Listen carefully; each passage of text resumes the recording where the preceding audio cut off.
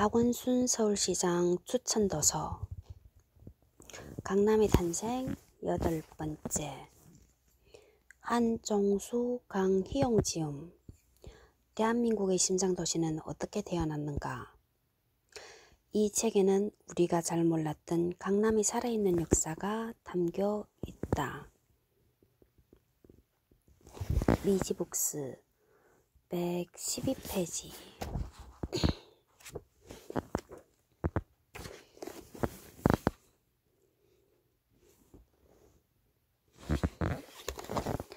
(324페이지) 찾아보기 기타. 비읍 반포 22, 28, 40 등 반포대교 64 반포로 183-185, 205 밤섬 281 내지 284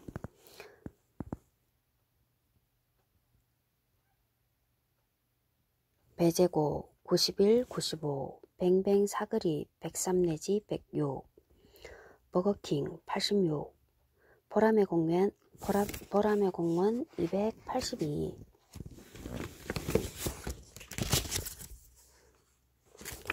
보료지 34 보버스 188 보성고 91 복부인 181 213 215 봉은사 17 108 112 부동산 가격 85 253 부동산 투기 172 180 207 부리섬 120 부마항쟁 64 부티크 모나코 188 256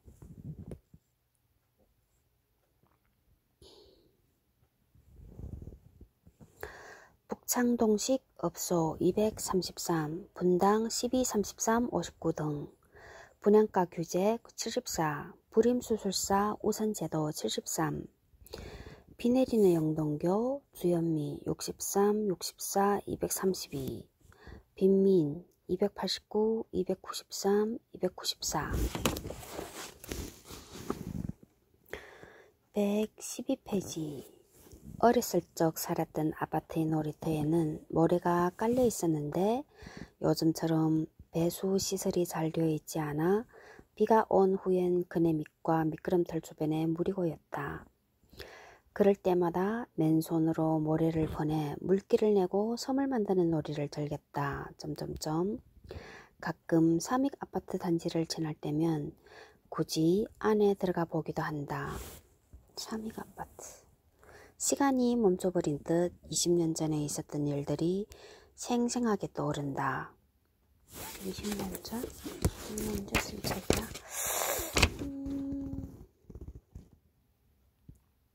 94년? 94년은 대련의 유학가지 않았어? 1994년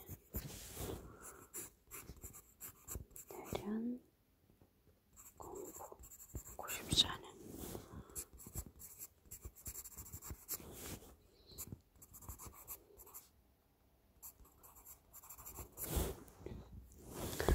피구를 했던 이동합도, 야구를 했던 관리사무소 옆도.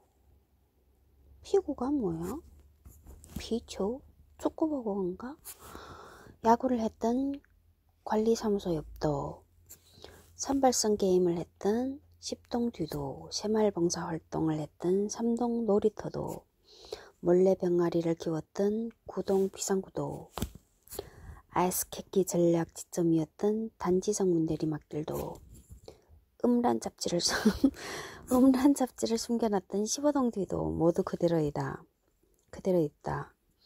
다만 단지의 자랑이었던 야외 수영장은 이미 흙으로 덮여 주차장으로 쓰이고 있고 나머지 녹지 공간들도 모두 주차장으로 전용되고 있는 상태다. 자전거 보관대는 사라져버렸고 놀이터 중 일부는 폐허처럼 남아있다. 오영욱, 그래도 나는 서울이 좋다. 오영욱이 쓴 거구나. 1971년 서울시는 논현동에 12평과 15평짜리 아파트 12개 동 360개가 360 가구를 건설해 무주택 공무원들에게 분양했다. 나는 72년 초등학교 2학년 때 공무원인 아버지를 따라 이곳으로 이사했다. 당시 노년 초등학교가 개교 전이라 78번, 78번 버스를 타고 남행동에 있는 학교를 다녔다.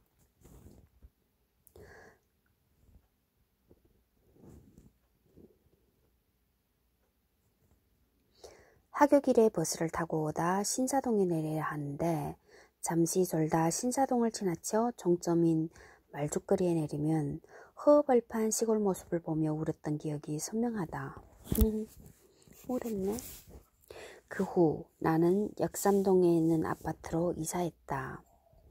노년초등학교를 졸업하고 진선여중 1회 강남으로 이전한 숙명여고의 첫 번째 입학생이 되었다. 당시 진선여중이나 숙명여고는 사립학교로 난 개발지에 걸맞게 새로 지은 건물에 시설이 좋은 학교를 다녔다. 반면에 나의 연년생 언니는 노년초등학교, 남녀공학인 영동중학교, 은광여고를 다녔다. 언니는 학교까지 가는 버스가 없어 역삼동 집에서 농과 밭이 군데군데 남아있던 말죽거리에 있는 중학교와 고등학교까지 걸어 다녔다.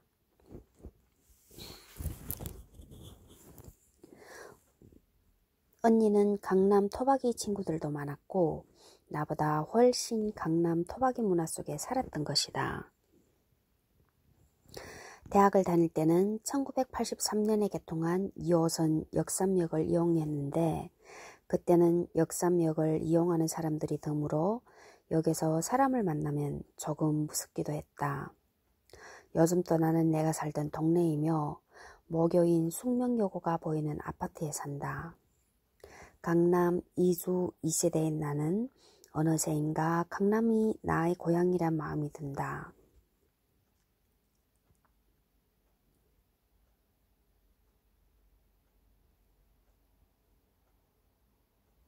전소정 강남 2주 2세대. 이거 어디에 대한 해석이지? 상전벽해로 농촌에서 자족적인 도시로 변모. 내일신문 2011년 2월 14일.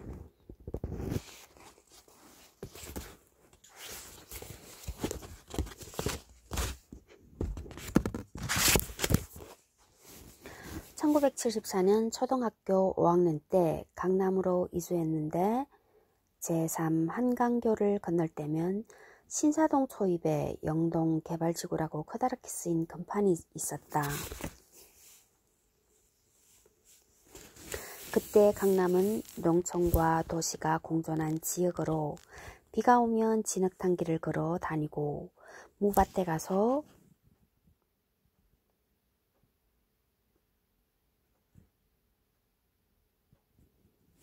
무도 뽑아먹고 뒷산에서 칡뿌리를 캐먹기도 했다.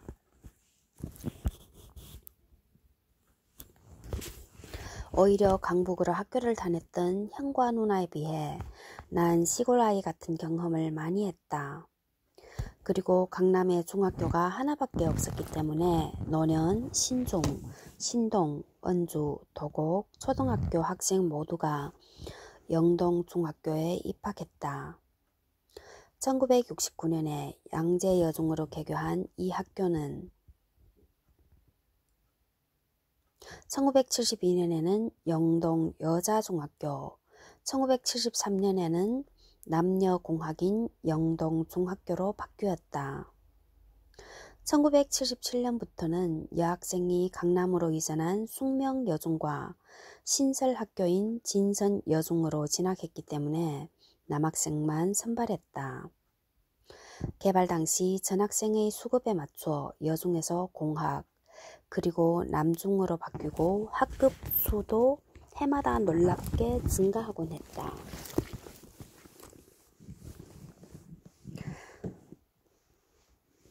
(1978년에는) 영동중학교 3학년은 한 반에 70명씩 23학급으로 국내 최대의 학생수를 기록했다. 한 반에 70명씩 23학급? 오.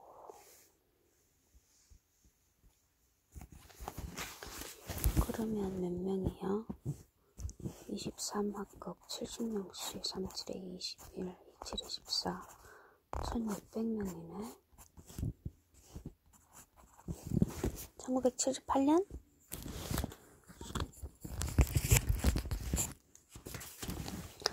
당시 영동중학교에 가려면 신사동에서 버스를 타고 영동시장 앞, 제일생명 앞, 뉴욕제과 앞을 지나 그 다음인 영동중학교 앞이라는 정류장에서 내려야 했다. 강남대로 주변에 건물이 없어 가장 상징적인 건물의 이름이 정류장 명칭이었던 시절이었다. 지금 또 화려하고 복잡한 강남대로를 지나다 보면 지난 시절 한가하게 등하교했던 그 시절이 오버랩되곤 한다.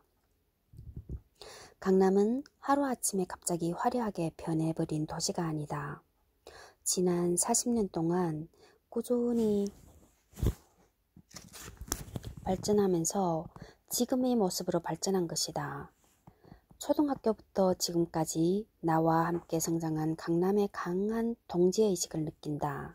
김득준, 강남이주 2세대. 위의 글 내일신문 2011년 2월 14일.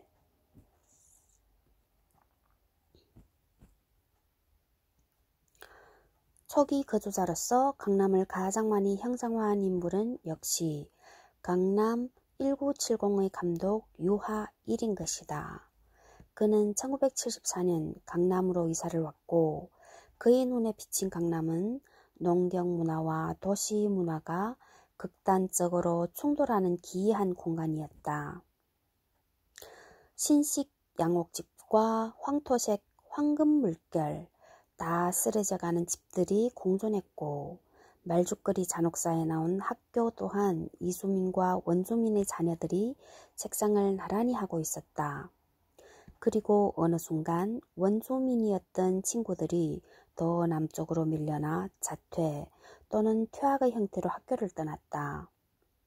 돈이 최고의 가치가 된 한국의 천민 자본주의. 나는 그 양극단의 맨 얼굴이라고 할 수 있는 넝마주의와 오렌지족을 다 강남에서 만났고 그 극단의 사이를 걸어가며 경계인으로서 시도 쓰고 영화도 만들었다. 제2부 더 커지는 강남. 제2부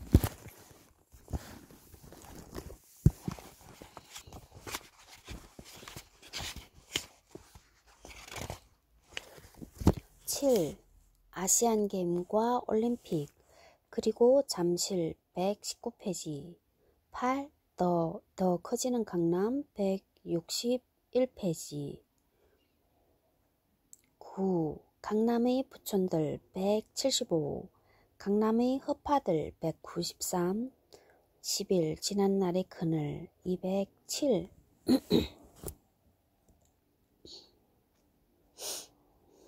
3분의 1 읽었네.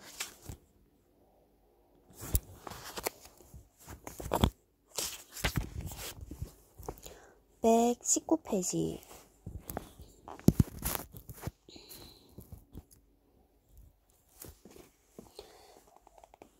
7. 아시안게임과 올림픽 그리고 잠실 개발 이전의 잠실 서울올림픽이 한국 현대사에 미친 영향은 지대했는데 강남에 미친 영향은 특히 컸다. 잠실에 건설된 대규모 경기장과 롯데타운 그리고 아파트 단지 그 중에서도 아시아 선수촌 아파트와 올림픽 선수촌 아파트는 강남의 변신과 확장에 크게 기여했다. 먼저 개발 이전의 잠실을 알아보자. 잠실은 조선왕조 세종 때 왕명으로 지금의 해당 지역에 뽕나무를 심고 세종 때 뽕나무를 심고 동잠실이라 불리면서 역사에 등장했다.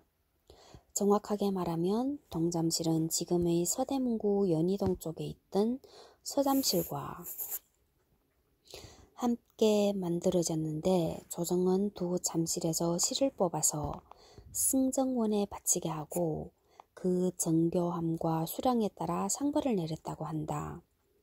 하지만 동잠실은 홍수가 자주 나 뽕나무밭이 엉망이 되기 일쑤였고 결국 지금의 잠원동으로 옮겨가고 말았다.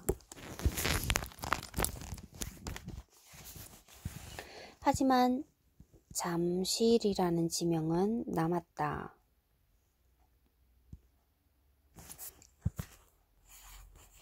지금은 상상하기 어렵지만 예전에 잠실은 섬이었다.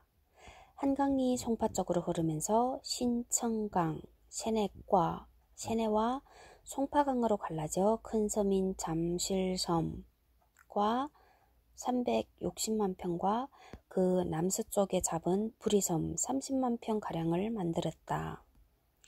또 잠실섬 왼쪽에는 무동이라는 작은 섬이 한강 수량의 변화에 따라 생겼다가 사라지곤 했다고 한다. 부련마을이 있던 부리섬은 비가 오지 않을 때는 잠실과 백사장으로 연결되었다. 예전 한강은 광진교를 지나 남북으로 갈라져 흘렀다. 남쪽 물길 송파강은 현재의 석천호수와 지하철 2호선 신천역 남쪽을 거쳐 잠실 종합운동장 자리에서 탄천과 합쳐갔다. 북쪽 물길 신천강의 흐름은 현재의 한강과 비슷하지만 폭은 지금의 절반 이하로 평상시에는 잠실섬의 남쪽으로만 한강이 흘렀고 물이 불어날 때만 북쪽으로도 흘렀다고 한다. 잠실섬과 부리섬이 육지가 된 것은 한강 공유 수면 매립 사업 때문이었다. 따라서 송파 나루터는 지금의 석촌호수 자리에 있었다. 이와 같이 잠실섬은 40여 년 전만 해도 강남이 아니라 강북에 가까웠다. 1963년 당시 잠실섬에 사는 주민은 56가구 383명에 불과했다고 한다. 송파 나루터는 고려와 조선 왕조에 이르는 1000년 동안 한성, 충청도, 경상도로 이어지는 중요한 상업교통로였다. 송파장은 전국 각 지방의 산물이 집산되는 중심지로 상설 점포들이 5일장이 아니라 일찍부터 형성되었고 조선시대 15대 장터 중의 하나였다. 또한 송파 나루터는 병자호란 때 인조가 청나라 태종에게 굴욕적인 항복을 하고 청나라의 강요로 청태종 공덕비, 삼전도비를 세운 곳이기도 하다. 한편 송파 나루터의 건너편에는 광나루, 광진이 있는데 이 이름은 넓은 나루라는 뜻이 아니었다. 지금의 광주시와는 비교할 수 없을 정도로 엄청나게 넓었던 광주군, 광저우주인으로 가는 나루터라는 뜻이었다. 광나루가 있는데 이거는 광주군으로 가는 나루터라는 뜻이었다. 1971년 한강개발 사업에 의해 잠실 지역은 엄청난 변화를 맞았다. 잠실이라는 지명처럼 원래 뽕밭이었던 이곳이 금싸라기 땅으로 변했으니 서울 탱리지의 지은이 노주석 기자의 표현을 빌리면 상전금지 쌍티엔찐띠로 변한 셈이다. 잠실섬 남쪽으로 굽이 돌던 송파강을 메우자 섬은 육지가 되었고 섬 외에도 새로 75만 평의 부지가 조성되었다. 대신 잠실 북쪽을 물속으로 가라앉히고 신천강의 너비를 넓혀줌으로써 새로이 한강 물길이 형성되었다. 이렇게 한강 개발 과정에서 한강의 범람 때나 일시적으로 생기고 사라지곤 했던 신천강이 한강 본류가 되고 실질적인 한강의 물길이었던 송파강은 메워지고 말았다. 그렇지만 기존 물길의 일부는 메우지 않았고 오늘날 석촌호수가 되었다.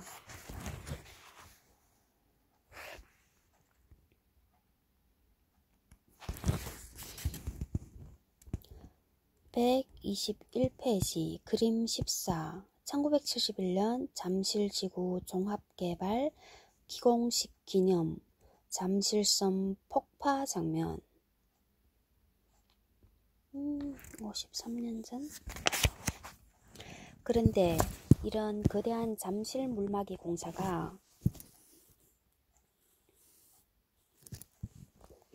서울시의 허가도 받지 않고 시작됐다면 누가 믿을 수 있을까? 당시 서울시 기획관리관이었던 손정목 교수의 증언에 의하면 이는 사실이다. 이 공사의 실시 계획인가가 떨어진 시기는 1971년 6월 19일이었고 공식적인 공사 착공일도 그와 같았다. 하지만 실질적인 착공은 넉 달이나 이른 2월 17일에 시작되었고 4월 16일이 되면 가장 어려운 물막이 공사가 이미 완전히 끝나 있었다. 내막은 이러했다. 서울시 한강건설사업소 공사 과장은 주요 건설회사 종역들을 모아놓고 홍수가 오기 전에 잠실섬 남쪽의 한강 물줄기를 막아버리기로 결정했다. 사실 법대로 한다면 사금 채취를 위한 공업권 문제를 해결하고 또 섬 안에 들어서 있던 무허가 건물들을 철거해야 했지만 모두 무시하고 공사가 진행되었다. 손정목 교수가 당시 서울시 담당관이었음에도 이 공사를 모르고 있었을 정도라고 하니 얼마나 비밀리에 또 전격적으로 밀어붙였는지 짐작할 수 있다. 물막이 공사가 끝난 후 매립 공사가 시작되었다. 하지만 매립에 쓸 토사가 부족해 당시 시내에서 배출되는 연탄재를 모아서 가져다가 쏟아부었다. 사실 건설사 측에서는 풍납토성과 몽촌토성을 헐어서 부족한 토사를 대신하려고 했지만 다행히도 서울시가 이를 허가하지 않았다. 그리하여 두 토성이 보존될 수 있었다고 한다. 123페이지 잠실 개발이 시작되다. 서울은 이미 1970년에 아시안게임 개최지로 확정되었지만 사실 동대문 운동장과 효창구장, 장충체육관 그리고 대학교들이 보유한 체육관 몇 개가 전부인 상황에서 대회 개최는 무리였다. 결국 개최권을 반납할 수밖에 없었고 대신 방콕이 1966년에 이어 연속으로 아시안게임을 치렀다. 방콕이 연속으로 아시안게임. 그 대가로 정부는 25만 달러를 태국 정부에 지급해야 했다. 대가도 따라. 또한 방콕 아시안게임에 참가한 선수단은 일본에 이어 2위를 차지했지만 한편으로는 방콕 시민의 야유를 감수해야 했다. 박정희는 1972년 7월 1일 잠실대교의 준공식 때 처음으로 잠실 땅을 밟았다. 마침 물막이 공사가 끝나 잠실과 송파는 하나가 된 상황이었다. 이날은 서울도시 개발 역사상 기념비적인 날이었다. 도봉에서 잠실에 이르는 동 1, 2로와 잠실대교를 거쳐 성남, 당시는 광주 대단지에 이르는 성남대로도 같은 날 개통되었기 때문이다. 그뿐 아니라 잠실대교, 워커힐, 구리에 이르는 도로도 이날 개통되었다. 여기서 알아두어야 할 사실은 적어도 이때 잠실대교는 잠실 개발을 위해 만들어진 다리가 아니라 광주 대단지로 내쫓겨 정착한 철거민들을 위해 만들어진 다리였다는 점이다. 하지만 다음 해인 1973년을 기점으로 잠실 또한 완전히 다른 미래로 도약하는 개발 시대를 맞는다. 박정희 대통령의 지시에 따라 잠실 주변 턱까지 합쳐 340만 평의 넓은 땅에 5개 단지 규모의 잠실 아파트와 잠실 종합 운동장을 만드는 잠실지구 종합 개발 계획 사업이 추진되기 시작한 것이다. 1974년 12월 잠실은 구획정리지구로 지정되었고 1975년 초부터 서울시 개발 촉진지구로 지정되었다. 서울시는 46만 7,442평을 집단 채비지 토안 T-FAT로 만든 다음 그 중에서 38만 평을 대한주택공사에 양도하여 집단 아파트지구로 개발하게 하고 나머지는 서울시의 아파트 건립지구로 지정하였다. 이런 대담한 방식은 이전까지 전혀 시도된 적이 없었다. 서울시 잠실시형 아파트 119개 동 4,520가구 13평형이 건립된 시기는 1975 내지 1976년이었고 주로 불량주택에 살던 철거민들에게 분양되었다. 대한주택공사에 의해 총 1만 1,660가구에 달하는 잠실 주공아파트 제1, 2, 3, 4 단지도 거의 같은 시기에 완공되었고 주민들이 대거 입주하였다. 이때 가장 많은 이들이 입주한 1975년 11월과 12월 주말에는 서울 시내가 들썩거릴 정도였다고 한다. 이 아파트들은 모두 5, 6층 규모였고 연탄 난방 방식이었다. 하지만 잠실 주공아파트 5단지는 여러모로 완전히 달랐다. 1976년 8월에 기공되었는데 23평형과 25평형의 대형 평수로 이루어진 아파트 단지였다. 너무나 단조로운 이름이지만 이 단지는 한국 아파트 건축의 전환점이 되었다. 우선 5단지의 면적 자체가 앞선 4개 단지보다 훨씬 넓었다.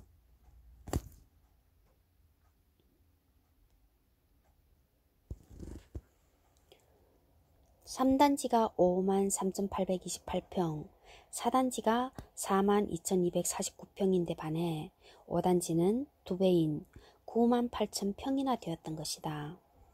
또 5단지를 건설하기 전까지 주택공사가 건설한 아파트는 한남동의 힐탑 아파트 12층과 남산 와인 아파트 16, 17층을 제외하면 모두 5 내지 6층이었다.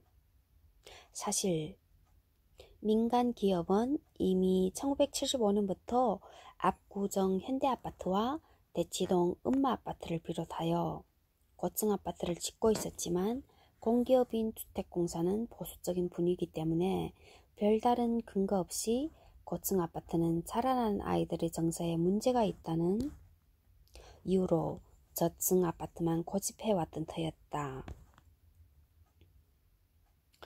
해설 125페이지 그들의 고집 덕분에 저층 아파트들은 상대적으로 넓은 대지 지분을 가지게 되었고 후일 금싸라기 아파트로 변모해 먼저 재건축되는 결과를 낳았다.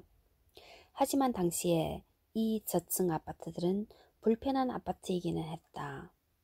현관에서 마루턱의 높이가 40cm나 되는 엽기적인 구조였고 연탄 갈기가 힘들어 1 내지 4단지 주민들은 인근의 장미 아파트나 5단지 고층 아파트 주민들을 부러워했다고 한다.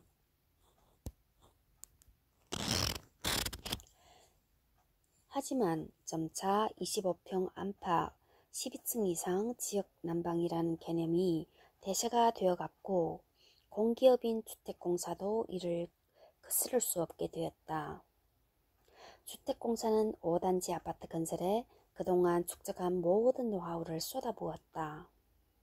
당시로서는 최고의 효율을 자랑하는 고온수 지역 난방이 깔렸고 스티로폼을 넣은 이송벽과 이송창이 당시에는 최신 시설이었다. 이송창이 설치되었다. 일조권을 확보하기 위해 동과 동 사이의 거리가 70m에 달했다. 발코니나 싱크대에도 많은 신경을 쓴 역작으로 이후 5단지 아파트는 한국 중산층 아파트의 표준이 되었다. 또한 당시로는 놀랍게도 아파트 단지 내에 실내 수영장과 헬스클럽까지 갖춘 연건평 758평의 새마을 체육관까지 지어놓았으니 그야말로 차원이 다른 아파트 단지였다. 이 체육관과 5단지 아파트는 1978년 11월 28일에 함께 준공되었다. 주택공사는 1 내지 5단지 10만 세대 규모의 잠실주공 아파트 단지 기공에서 완공에 이르는 전 과정을 의지의 열매라는 제목의 다큐멘터리로 만들어 영구 보존하고 있다. 의지의 열매.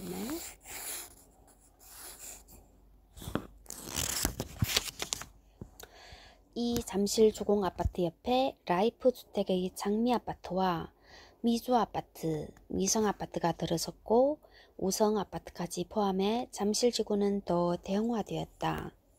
그뿐 아니라 시흥 아파트 동편에 1978년에서 1980년에 2270세대의 둔촌 주공 아파트 단지가 건설되어 잠실은 완전한 아파트 단지가 되었다. 하지만 입주 시기에 별 차이가 없었음에도 이 잠실 대단지는 강남 주민들에게 강남 취급을 받지 못했다. 아무래도 10평대가 주류이고 5단지만 20평대인 이 아파트 단지 주민들을 강남과 같이 묶어 말하기는 힘들었던 것이다. 마침 잠실 단지 조성이 완전히 끝난 다음 해인 1979년 10월 1일에 탄천 동쪽 지역은 서울시 강남구에서 강동구로 분리되었다. 하지만 잠실의 강남화는 곧 다가오게 된다. 126페이지. 지하철 2호선 강남을 관통하다. 서울 지하철 노선 중 유일한 순환선이자 가장 붐비는 2호선은 강남 개발의 역사에서 빼놓을 수 없는 존재이다. 1974년 초 1호선 완공을 눈앞에 둔 당시 2호선의 예정 노선은 왕십리, 을지로, 마포, 여의도, 영등포였다. 왕십리, 을지로, 마포, 여의도, 영등포였다. 하지만 구자춘 서울시장은 이거는 누구야? 박원순 서울시장? 삼획도시론에 매료되어 있었다. 삼획도시론이란 기존의 서울도심을 첫 번째 핵으로 여의도와 영등포 산업지대를 두 번째 핵으로 삼고 세 번째 핵으로 강남을 건설한다는 도시 계획안이었다. 사실 구자춘 시장의 입장에서 여의도 개발은 전임 김현옥, 양택식 두 시장의 업적이었기에 그 지역에 대한 중복 투자를 피하고 싶어 했고 마포에 뚫어야 할 하저 터널도 큰 부담이었다. 따라서 기존의 지하철 2호선에 대한 구상을 바꾸어 새 핵을 연결하는 순환선 쪽으로 사업 방향을 틀었다.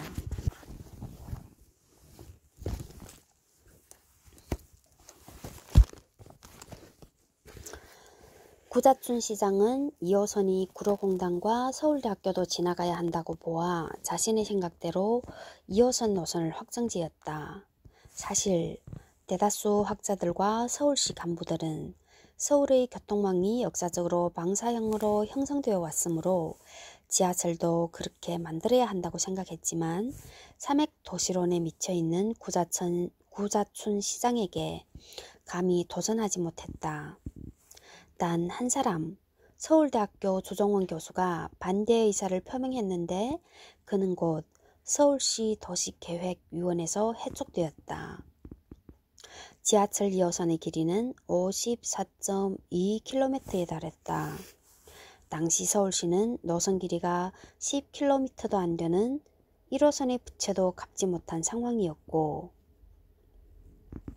1호선 건설에 절대적인 도움을 준 일본 측으로부터 방사형 노선을 먼저 건설해야 한다는 메시지를 간접 전달받았다. 하지만 당시는 안 되면 되게 하라라는 유신 시대였다. 결국 1978년 3월 9일 대역사가 시작되었다. 서울시는 지하철 공채를 발행하여 건설 자금을 겨우겨우 충당해 나갔다. 그 과정에서 노선이 약간 수정되었다. 오늘날 2호선 노선도를 잘 살펴보면 구회에서 잠실로 가는 최단거리 노선이 있었음에도 구태여 강변과 잠실나루를 거쳐 구회로 가도록 만들어져 있다. 구태여 강변과 잠실나루를 거쳐 구회로 가도록 만들어져 있다. 덧붙여진 이 구역은 주변의 대규모 아파트 단지를 배려한 조치였다. 배려의 인형표가 있네.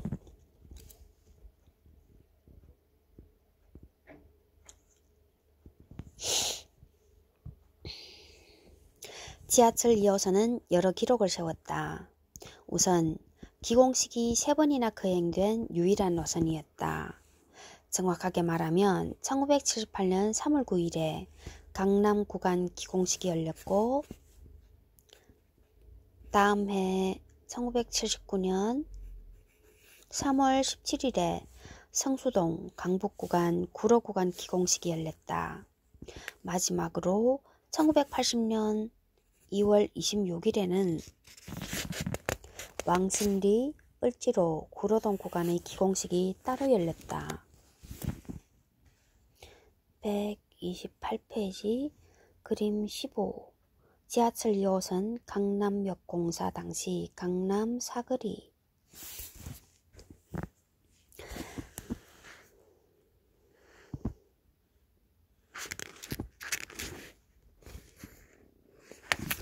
하지만 완공식은 무려 5차례나 열렸다. 먼저 신설동에서 잠실 종합운동장 구간이 1980년 10월 31일에 완공되었다. 아무래도 지상 구간이 많았던 덕분이었다. 잠실 종합운동장에서 교대까지의 55km 구간은 1982년 12월 23일에, 을지로 입구에서 성수까지 8.6km 구간은 1983년 9월 16일에 개통되었다. 교대에서 서울대 입구까지의 구간은 1983년 12월 17일, 마지막 남은 을지로 입구, 신촌, 신도림, 서울대 입구 구간은 1984년 5월 22일에 개통되었다. 1977년 말 서울 인구는 772만 명이었는데 강북에 489만 명이 살고 강남에는 263만 명이 살고 있었다. 하지만 지하철 2호선이 완전 개통된 후인 1985년의 조사에서는 서울 인구 964만 명 중에서 강북 인구는 522만 명, 강남 인구는 442만 명이 되었다. 강북대 강남의 인구 비율이 65대 35에서 8년 만에 54대 46으로 바뀐 것이다. 더 나아가 1999년에는 강북 인구는 거의 정체된 데 반해 강남은 510만 명에 달해 거의 동수가 되고 말았다. 1999년에 1999년 이런 인구 분포의 변화가 전부 2호선 때문만은 아니겠지만 2호선이 강남의 기세에 엄청난 영향을 미친 것은 틀림없다. 지하철 2호선은 을지로나 구의동도 바꾸어 놓았지만 특히 강남 지역에 강력한 영향을 미쳤다. 한국전력 본사를 시작으로 55층의 무역센터 빌딩, 33층의 렌탈 호텔 등 고층 빌딩이 테헤란로와 그 주변에 들어서기 시작했다. 이후 걷잡을 수 없을 정도로 고층 빌딩이 올라가기 시작하여 지금의 빌딩 숲을 이루게 되었다. 물론 때 맞추어 열린 1986년 아시안 게임과 1988년 서울 올림픽이 큰 역할을